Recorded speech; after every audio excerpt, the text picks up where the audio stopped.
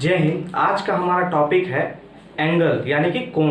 देखिए अब कुछ डिफरेंट टाइप्स का एंगल्स पढ़ेंगे हम लोग, तो आइए सीखते हैं। देखिए अगर कोई दो लाइन है और वो पैरेलल है, पैरेलल कहने का मतलब समांतर होता है। समांतर यानी कि जैसे कि सेम डिस्टेंस पे होना चाहिए। जैसे रेल का पटरी होता है ना, वो हमेशा देखिएगा सेम डिस्टेंस पे ही जाएगा। वो दोनों एक दूसरे का जितना दूरी पे रहता है स्टैंड, उतना ही दूरी पे हमेशा जाएगा। अगर सट जाएगा तो फिर ट्रेन का एक्सीडेंट हो जाएगा, इसलिए वो पैरेलल जाता है। ठीक है, तो पैरेलल लाइन है, दो लाइन है मेरे पास, पैरेलल लाइन है। और तीसरा लाइन जो है वो अगर उसको इंटरसेक्ट करता है तो कुछ एंगल का फॉर्मेशन होता है। जैसे यहाँ पे एंगल 1 बन रहा है, यहाँ पे 2, यहाँ पे 3, इसमें फिर 4 बन रहा है, इसमें 5, 6, 7, 8, इस तरह से एंगल बन रहा है। देख लीजिए, इसको ध्यान से आप समझ लीजिए पहले फिगर को।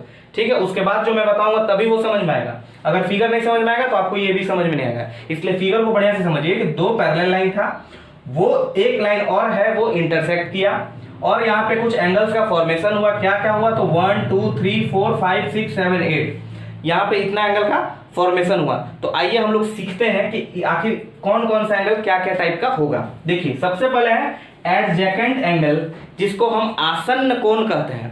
एडजेकेंट का मतलब होता है कि पड़ोसी, बगल वाला, बगल वाला। ठीक है, पड़ोसी हो लेकिन बगल वाला हो, मतलब जिससे आपका घर सटा हुआ है, वो आपके एडजेकेंट पड़ोसी कहलाएंगे। और जो अपोजिट में उल्टा हो तो उसको अपोजिट पड़ोसी कहेंगे, अपोजिट नाइबर। उसी तरह से ऐसा पड़ोसी जो बगल में हो, जो सटा हुआ हो बगल में। तो देखिए 1 का पड़ोसी कौन है? 2 है। तो यानी कि एंगल 1 जो है वो और एंगल 2, ये दोनों क्या है? एडजेकेंट एंगल है, आसन्न कोण हुआ। ठीक है, उसी तरह से एंगल 3 और एंगल 4, ये भी एडजेकेंट एंगल। देखिए 3 4 बगल में है, सटा हुआ है। उसी तरह से एंगल 5 और 6 भी आसन्न कोण या एडजेकेंट एंगल है। और फिर एंगल 7 और एंगल 8, ये भी आसन्न कोण है। देख लीजिए, यानी कि 4 जोड़ा यहाँ पे आसन्न कोण हो गया या एडजेकेंट एंगल। समझ गए? ध्यान से देखिए, बगल बगल वाला है तो उसी को हम लोग एडजेकेंट एंगल बोल दिए। चलिए ये हो गया। फिर है नेक्स्ट वर्टिकली अपोजिट एंगल, जिसको शीर्षाभिमुख कोण कहा जाता है। वर्टिकल भी हो और अपोजिट हो। वर्टिकल करने का मतलब इधर है, ऊपर नीचे हो रहा है, तो वर्टिकली और अपोजिट एंगल। तो देखिए 2 है तो 2 का वर्टिकली और अपोजिट, अपोजिट कौन हुआ? 4। 1 का अपोजिट कौन हुआ? 3।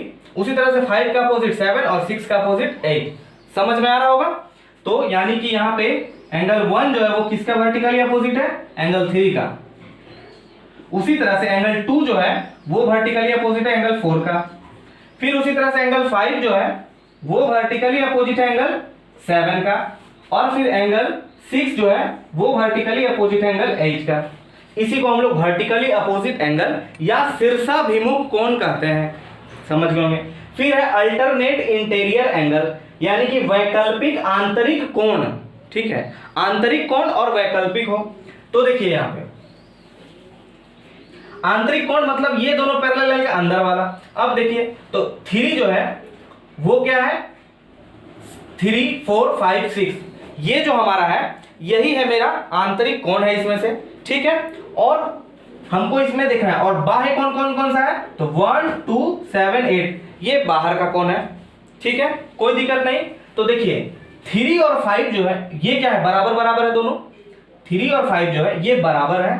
तो अल्टरनेट इंटीरियर एंगल में क्या क्या हो जाएगा? एंगल 3 और एंगल 5, क्योंकि ये दोनों इक्वल है। अब एक चीज ध्यान रखिएगा, जितना भी मैं जो जोड़ा लिख रहा हूं वो सभी क्या है? इक्वल है एक दूसरे का, ये ध्यान रखना है। ठीक है, अभी बता देता हूं वैसे फिर से। 3 और 5 और ठीक 4 और 6 भी अल्टरनेट इंटीरियर एंगल कहलाएगा। 4 और 6। ठीक उसी तरह अल्टरनेट एक्सटीरियर एंगल क्या होगा? तो एंगल 1 और 7 देखिए सेम है, दोनों का जो मेजरमेंट है वो सेम होगा, तो एक्सटीरियर एंगल कहलाएगा कौन सा? Alternate exterior. तो 1 और एंगल 7। उसी तरह एंगल 2 और एंगल 8, ये एक्सटीरियर एंगल, जिसको वैकल्पिक बाह्य कोण कहते हैं। ठीक उसी तरह एक और है करस्पॉन्डिंग एंगल, जिसको हम लोग बोलते हैं संगत कोण। ठीक है, अब देखिए संगत कोण क्या क्या हुआ?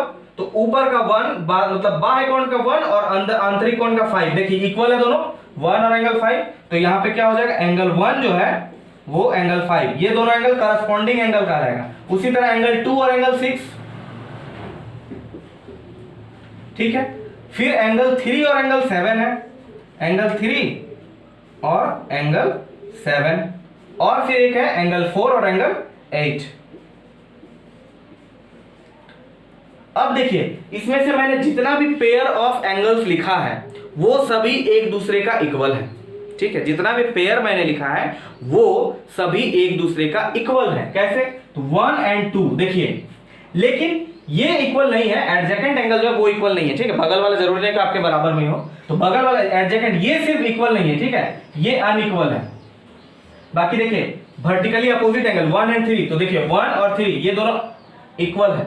उसी तरह 2 4 भी इक्वल है, 5 7 और 6 8 इक्वल है, जिसको हम लोग वर्टिकली अपोजिट एंगल में लाए हैं। फिर अल्टरनेट इंटीरियर एंगल 3 और 5 ये दोनों इक्वल है, और 4 और 6 ये भी दोनों इक्वल है, ठीक है। ये चलिए ये क्या हो गया, इक्वल हो गया, ठीक है। नेक्स्ट है फिर अल्टरनेट इंटीरियर एंगल, ये भी हो गया, तो ये भी इक्वल हुआ।